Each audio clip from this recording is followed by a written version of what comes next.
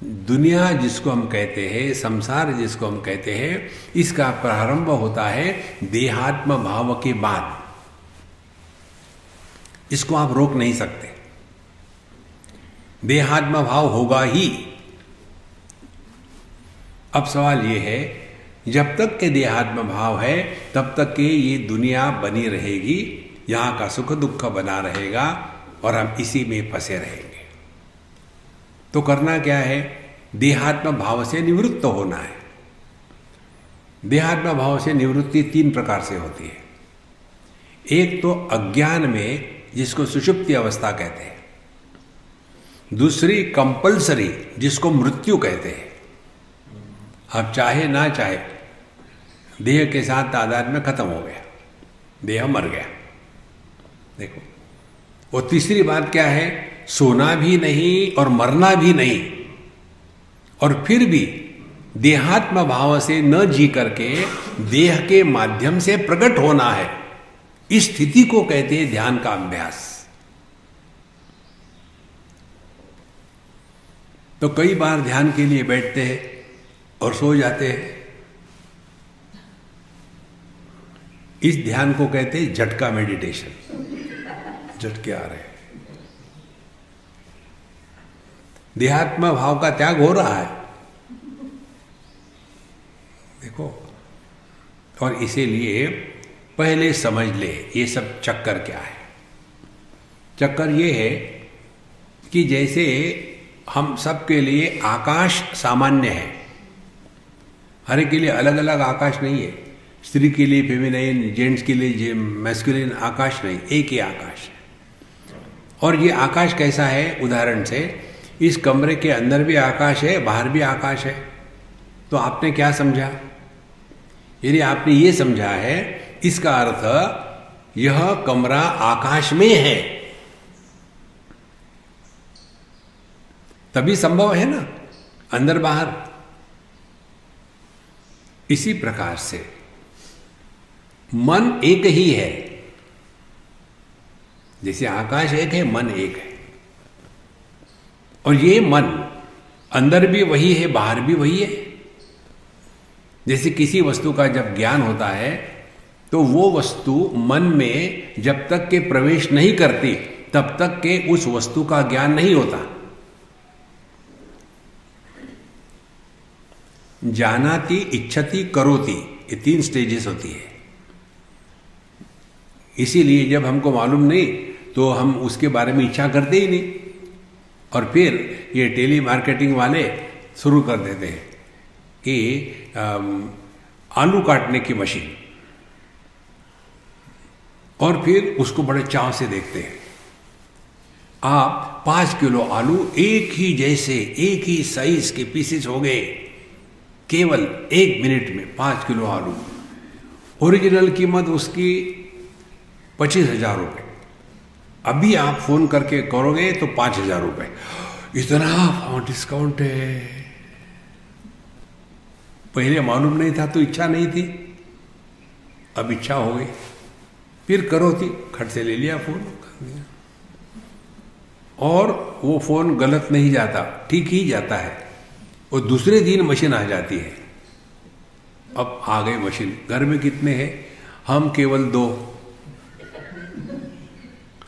अब 2 आदमी 5 किलो आलू को काट के क्या करेंगे? देखो महाराज, तो जो वस्तु मन में प्रवेश करती है उसी के बारे में इच्छा होती है। तो वस्तु का मन में प्रवेश करना और अंतःकरण में मन में ही इच्छा निर्माण होना। इच्छा कहाँ है? बाहर नहीं है, वस्तु में इच्छा नहीं है, इच्छा हम में है। तो वस्तु बाहर है। तो जैसे आकाश बाहर है और अंदर है कमरे के, इसी प्रकार से मन हमारे बाहर भी है विषयों में और हमारे अंदर भी है मैं के रूप में। और इसीलिए हमारा देह मन में है। हमारी भ्रांति क्या है? हम देह के अंदर में। देखो महाराज, बिल्कुल सरल बात है, कठिन नहीं है। अब मन का आकार नहीं कोई, जैसे सुवर्ण का कोई आकार नहीं है, जिस भी मूर्ति में उसको घड़ाओ वैसे आकार धारण करता है। इसी प्रकार से मन का अपना कोई आकार नहीं। उसी मन ने जब एक देह को स्वीकार किया तो उस मन ने देह का आकार धारण कर लिया। अब मन के दो भाग हो गए, एक निराकार मन और दूसरा साकार मन। जैसे निराकार सुवर्ण और साकार आभूषण। हमारा ध्यान कहां जाता है? साकार आभूषणों पर, निराकार सुवर्ण पर नहीं जाता।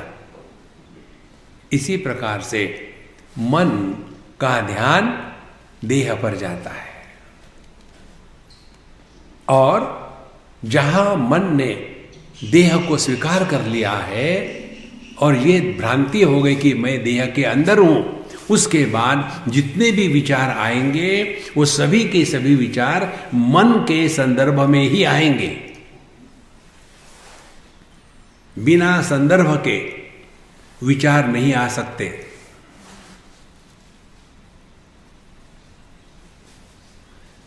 आप पति बनो तो पत्नी के विचार आएंगे, पत्नी बनो तो पति के विचार आएंगे, माँ बाप बनो तो बच्चों के विचार आएंगे, बच्चे बनो तो माँ बाप के विचार आएंगे।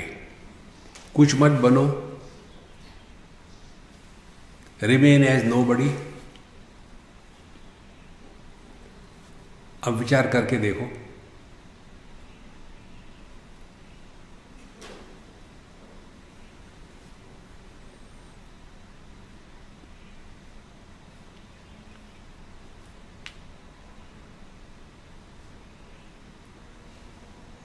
हमने कुछ किया नहीं,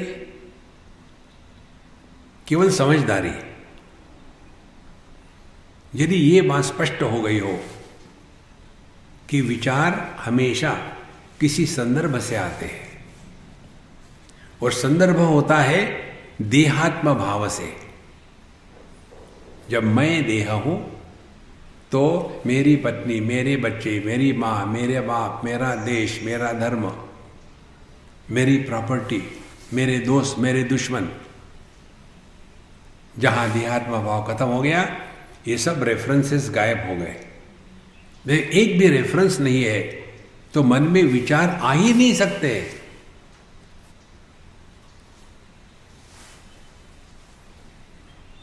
इसीलिए ध्यान के अभ्यास का पहला लक्ष्य क्या होना चाहिए? देहात्म भाव की निवृत्ति।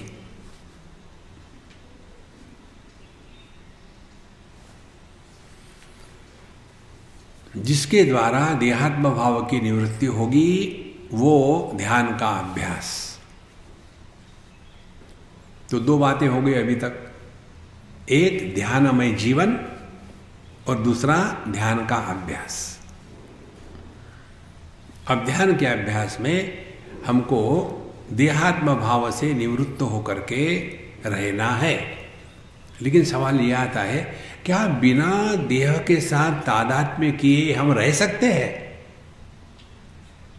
फिर अपने अनुभूतियों का विश्लेषण करो। स्वप्नावस्था में इस देह से हमको कुछ लेना देना नहीं, सुषुप्ति अवस्था में हमको इस देह से कुछ लेना देना नहीं, फिर भी हम रहते हैं ना। माने देह के कारण हम नहीं है, हमारे कारण देह है।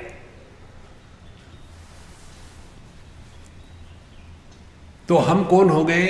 हम देह निरपेक्ष सत्ता है।